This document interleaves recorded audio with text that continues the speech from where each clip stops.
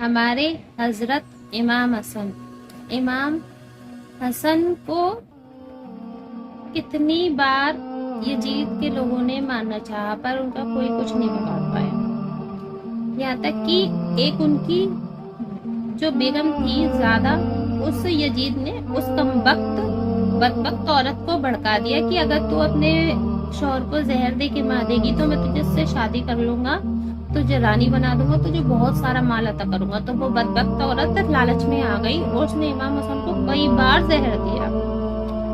زہر دیا، ان کا کچھ نہیں بگڑا، لیکن پھر ایک بار ایسا زہر دیا کہ ان کی آنتڑیاں ایک دوسرے میں الجھ گئیں اور نکل آئی اوپر، اور بری طریقے سے وہ بس ان کا انتقال ہی ہونے والا تھا۔ حضرت امام حسین آئے اور وہ بولے تھے بھائی تمہیں ساتھ یہ کس نے کیا؟ پر حضرت امام حسن نے اس کا نام نہیں بتایا، اور بس وہ ایک وصیت کر کے گئے تھے، حسین کوفہ کے لوگوں سے سنبھل کر رہنا، وہ تمہارا بھروسہ لے کے تمہیں ساتھ دے کے بیچ میں ہی تمہارا ساتھ چھوڑ دیں گے، ان پر کبھی بھروسہ مت کرنا۔ انہیں یہ وصیت دی تھی کیونکہ انہیں پتا تھا کہ ان کے ساتھ کیا برا ہونے والا ہے، لیکن کہتے ہیں نا ہونی کو کون ٹال سکتا ہے، پھر بھی امام حسین کوفہ پہنچ گئے، اور کوفہ کے لوگوں نے وہی کیا جو اس کا امام حسن کو ڈر تھا، انہوں نے ان کا ساتھ چھوڑ دیا۔ تب یہ واقعہ کربلا ہوا۔ یہ تاریخ کا سب سے دردناک واقعہ ہے۔ یہ ابتدا کی جنگ نہیں تھی، اقدار کی جنگ تھی۔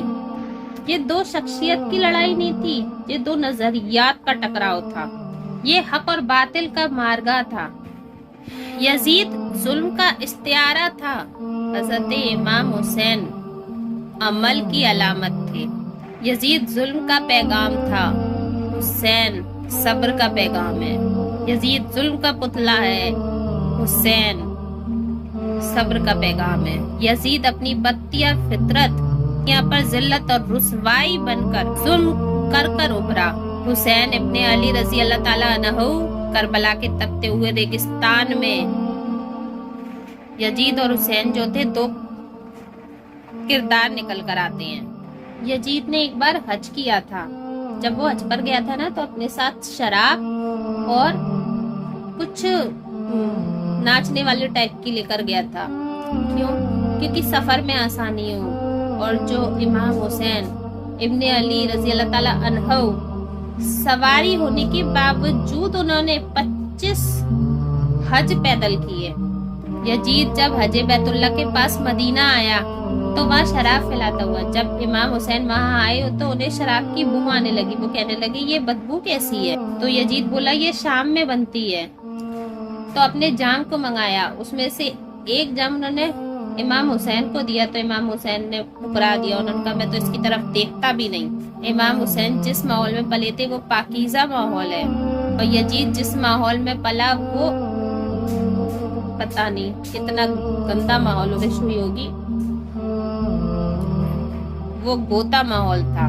وہ القذرہ ماحول میں شریعت کا مذاق اڑاتا، شراب کو جائز بتاتا تھا، بے قصوروں پر ظلم ڈھاتا تھا، بے قصوروں کو سزا دیتا تھا، اس کی راز میں بے قصور مسلمانوں پر ظلم ہوتے تھے، جوا کھیلتا تھا، شراب پیتا تھا۔ اسی لیے امام حسین نے اسے خلیفہ ماننے سے انکار کر دیا تھا۔ جب وہ تخت پر بیٹھا تو امام حسین نے اسے بیعت کرنے سے منع کر دیا، اسے خلیفہ ماننے سے منع کر دیا۔ ہمارے امام حسین نبی کے نواسے تھے، وہ نبی انہیں اپنا بیٹا کہتے تھے، نبی نے تو اپنا بیٹا اپنے نواسے کے اوپر قربان کر دیا تھا، وہ تو انہیں بہت چاہتے تھے۔ اس یزید بن کمبخت نے ہمارے رسول کے نواسے کے ساتھ بد اخلاقی کی تھی۔ جب امام حسین نے ان سے بیعت کرنے کو منع کر دیا تو کوفہ کے لوگوں نے خط پہ خط بھیجے، 100 200 نہیں، 300 خط، ہزار خط، ایک ساتھ خط بھیجتے تھے۔ اتنے خط بھیجے انہیں کہ ان کو سمجھ ہی نہیں آیا کہ क्या किया जाए। जब वो अपने घर वालों से सलाह लेने लगे कि कुफा के लोगों के खत आ रहे हैं कि यहाँ आओ और हमें दीन की सही राह दिखाओ, तो उन्होंने बोला नहीं, हम वहां नहीं जा सकते। तो कुफा के लोगों ने फिर एक आखिरी खत भेजा ब्लैकमेल के तौर पे, अगर आप नहीं आए कयामत के दिन जब अल्लाह हमसे पूछेगा कि हमने यजीद के आगे सजदा क्यों किया, तो हम कह देंगे तो हमने तो नवासे रसूल को बुलाया था, उन्होंने ही हमारा हाथ नहीं पकड़ा, उन्होंने हमारा साथ नहीं दिया। एक ब्लैकमेल के तौर पे किया। लेकिन ये बात हकीकत है, जब हम किसी को गंदा पानी पीने से मना कर रहे हैं तो हमें उसे साफ पानी देना पड़ेगा, तब वो गंदा पानी पीएगा। जब इमाम हुसैन यजीद को खलीफा मानने से इनकार कर रहे थे, बैयत करने से मना कर रहे थे, तो कुफा के लोगों को एक अच्छा खलीफा देना पड़ेगा। तो इसलिए उन्होंने कहा अब बात तो मेरे गिरेबान पे आ गई, अब तो मेरा जाना वाजिब है। तो सब लोगों के समझाने पर उन्होंने अपना एक चचाजाद भाई सैयद मुस्लिम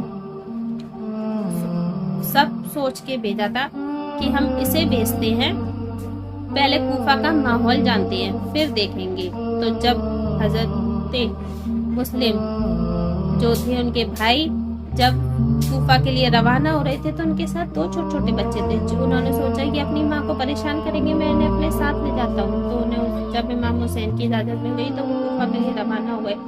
जब हजरत मुस्लिम जब वहाँ गए थे तो कूफा के लोगों ने बहुत नारे लगाए थे, बहुत साथ दिया था। जो वहाँ के गवर्नर थे उन्होंने तक वहाँ पे बैयत दी थी कि हम इमाम हुसैन का साथ देंगे। हजारों की भीड़ थी, बहुत साथ दे रहे थे। लेकिन उसी में एक जासूस, यजीद का जासूस बैठा था, उसने यजीद को जाकर बता दिया कि ऐसे ऐसे तुम्हारे खिलाफ अंदर ही अंदर राजनीति चल रही है कि कैसे तुम्हारा तख्त हिलाया जाए। तो यजीद ने सोचा इस गवर्नर को ही हटा देता हूँ मैं, जो उस टाइम में मुस्लिम गवर्नर था उसको ही हटा देता हूँ। उसने दूसरा गवर्नर ज्वाइन कराने की सोची कि दूसरा बना दूंगा जो सख्त तरीन हो, जिसका दिल बहुत सख्त हो। इसलिए उसने एक दूसरा गवर्नर बनाया और उसने उस भीड़ के बीच में पहुंचाया और फिर बहुत बुरी तरीके से हजरत बिन मुस्लिम को उन्होंने घेर कर कूफा को घेर लिया। फिर कूफा के लोगों पे जो जो साथ दे रहे थे हजरत बिन मुस्लिम का, उसमें से कुछ लोगों का, मेन लोगों का यजीद की फौज ने सर काट के गली मोहल्लों में डाल दिया, जिससे लोगों में खौफ पैदा हो जाए। लोगों में इतना खौफ पैदा हो गया कि उन्होंने जो हजरत बिन मुस्लिम थे उनका साथ देना छोड़ दिया और उनका साथ देना छोड़ दिया, जिस वजह से यजीद की फौज ने उन्हें घेर कर शहीद कर दिया। लेकिन इतने में जो हजरत बिन मुस्लिम उनके भाई थे उनकी तरफ से खतरा रवाना हो चुका था इमाम हुसैन को कि यहाँ पर सब ठीक है, आप आ जाइए। तो वो वहां से चल दिए थे। अब चलते चलते चलते जब मुहर्रम की 2 तारीख को वो इराक की करबला नाम की जगह पर पहुंचे थे, तब यजीद की फौज ने उन्हें घेर लिया। यजीद की फौज ने उन्हें घेर लिया और उनको चारों तरफ से घेर लिया और उनसे बैयत करने के लिए बोला। तो हजरत इमाम हुसैन ने तो बैयत करने से मना कर दिया था और डर के मारे कूफा के लोग आगे ही नहीं आ रहे थे। कूफा के लोगों ने तो साथ ही छोड़ दिया था और उनकी लश्कर में, उनके काफिले में 6 महीने के बच्चे से लेके 80 साल के बुजुर्ग तक शामिल थे। उन्होंने वहीं खेमा लगाया। वहां से पास से एक नदी गुजर रही थी तो यजीद की फौज ने वो नदी घेर ली थी कि इन्हें पानी तक नहीं मिले। उनका 6 महीने का बच्चा प्यासा था उस टाइम पे, 6 महीने का बच्चा प्यासा था। और फिर इतनी बुरी तरीके से उनको भूखा प्यासा रखा जिसका कोई हिसाब नहीं है। फिर धीरे धीरे उनका एक आदमी बाहर आता, एक शहीद, दूसरा आता, दूसरा शहीद। मतलब वो अपने 6 महीने के बच्चे को लेके आए। काश कमबख्त यजीद की जो फौज है ये इस बच्चे को देख के थोड़ी मान जाए। उन्होंने बोला इस बच्चे ने क्या बिगाड़ा है, दुश्मनी मुझसे है। उन्होंने सुना नहीं, वो 3 मुंह का तीर उसके गर्दन में मार दिया। बच्चे का यूं सा लटका रह गया। बच्चे को मार दिया प्यासे, बच्चे तड़पते को वो अपने हाथों में। कैसा दिल फटा होगा, कैसी आंखें 4 हुई होंगी बच्चों की। بیان نہیں کر سکتی میں تو کربلا کا بیان، رونگٹے کھڑے ہو جاتے ہیں، رونگٹے۔ پھر آج کل لوگ ڈھول بجاتے ہیں، دین رسم و رواج پر نہیں ہے، حقائق پر ہے۔ اگر ہمارے گھر میں کوئی میت ہوگی تو کیا ہم ڈھول بجائیں گے؟ پتہ نہیں کیا سمجھتے ہیں، ڈھول بجاتے ہیں، نگاڑے بجاتے ہیں، اکھاڑا کھیلتے ہیں۔ نہیں، یہ سب حرام ہے، یہ نہیں کرنا چاہیے۔ سدھر جاؤ۔ کہاں جا رہے ہو میرے مسلم بھائیوں؟ اپنی دین پر آ جاؤ۔ بے علمی کی وجہ سے وہ کام مت کرو جو ناجائز ہے، حرام ہے۔ ڈھولتا سے نہیں بجاؤ۔ اس دن امام حسین شہید ہوئے تھے، ان کا سر نیزے سے الگ ہوا تھا۔ کیسے کیسے کیا دن تھا وہ، مطلب رونگٹے کھڑے ہو جاتے ہیں۔ انہوں نے تو اسلام کے لیے اپنی شہادت دے دی، اور ہم کیا کر رہے ہیں؟ ہم مطلب کچھ نہیں کر سکتے تو کم سے کم وہ کام تو مت کرو جو غلط ہے، ناجائز ہے۔ اس لیے یہ ڈھولتا سے پلیز نہ بجا کرو۔ حق دین جو ہے نا، حقائق پر ہے، رسم و رواج پر نہیں ہے۔ نماز پڑھو، روزے رکھو، نیک کام کرو، نیک عمل کرو، یہ غلط چیزیں نہ کرو۔ ان کو شہید کر دیا گیا، پھر سبے لگا، سب ختم۔ اس کے بعد جب یزید کی فوج جب حضور کی گھر کی عورتوں کو بازاروں سے نکلتی تھی تو خطبہ دیتی تھی، پورے حضور کا پورا خاندان، حضور صلی اللہ علیہ وسلم کا پورا خاندان شہید کر دیا گیا تھا، ایک ایک انسان۔ بس عورتوں کو جب دیا کرتی تھی خطبے سے، ان کے وہاں کے جو تھے لوگوں میں ایمان جاگا، ایمان جاگا، اور ایمان جاگنے سے مطلب ان کو سمجھ میں آیا کہ صحیح اسلام کیا ہے، یہ حضور کا گھر کیا ہے، حضور کے گھر کا مرتبہ تو قرآن میں بیان کیا گیا ہے۔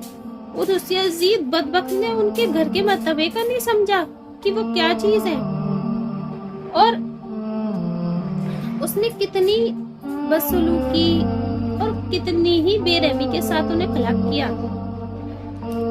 لیکن ہر رات کے بعد سویرا ہوتا ہے۔ جب وہ خطبہ دیتی تھی تو لوگوں میں بغاوت جاگی، تو ہر طرف بغاوت جاگی یزید کی۔ پھر اس کی جو راج تھا اس کا سارے سب لوگ باغی ہو گئے، اور اس کو تو ایک بیماری، اتنی شدید بیماری ہو گئی کہ وہ کھانا کھاتا تھا پیٹ جلتا تھا، اندر ہی اندر پیٹ ختم ہو رہا تھا، پانی پیتا تھا تو پیٹ جلتا تھا، اس کو پیٹ اتنا چلتا تھا، اسے اتنا درد ہوتا تھا، اسے سمجھ میں نہیں آ رہا تھا کہ میرا کیا ہو رہا ہے۔ اتنا مطلب اسے طریقے کے نشے دیتے تھے کہ اس کو درد محسوس نہیں ہو، لیکن اس کو پتہ ہی نہیں تھا میرے کے ساتھ ہو کیا رہا ہے۔ اس کو سمجھ ہی نہیں آ رہا تھا، اور اتنی بدبو مارتی تھی کہ سب منہ پہ کپڑا ڈال کے جاتے تھے اس کے پاس۔ اور اس نے جب اپنی خلافت اپنے بیٹے کو دی تو اس کے بیٹے نے تو منہ پہ تھوک دیا کہ جس خلافت میں نبی کے خون سے رنگی ہے اسے تو میں لوں گا ہی نہیں، لعنت ہے اس پہ، لعنت ہے۔ اس کو ایسی ایک دن تو وہ گھوڑا لے کے چل دیا، سب سمجھے سب ایسے گئے، گھوڑے نے اسے پھینک دیا، اس کا پیر گھوڑے کی نان میں ٹک گیا، گھوڑا بھاگتا رہا، اس کو سر بڑے پتھر سے ٹکرایا، پرزا الگ ہو گیا۔ ایسی جگہ قبر ہے کہ جہاں کوڑا پھینکا جاتا ہے، سبھی پتا ہے بس یہاں پہ قبر ہے، کہاں ہے کسی نہیں پتا۔ جس چیز کے لیے لڑائی کی وہاں کا نام و نشان تک اس کے نام نہیں ہے۔ اللہ کے گھر دیر نہیں ہے، جس نے اتنا برا کیا ہو اللہ تعالیٰ اس کے ساتھ کیسے اچھا کر سکتا ہے۔ اللہ نے عبرت کا نشان بنا دیا، اس پر بھی اگر ایمان نہ آئے تو کافر ہے وہ لوگ۔ سچ میں کسی کے سنگ اتنا برا مت کرو کہ آتما رو جائے، کسی کی روح رو جائے، روح کانپ جائے۔ اللہ نے یزید کو عبرت کا نشان بنا دیا۔ اللہ نے تو ہر انسان کو گلا ہلاک کر دیا جس نے پہلے اللہ کی نافرمانی کری ہے۔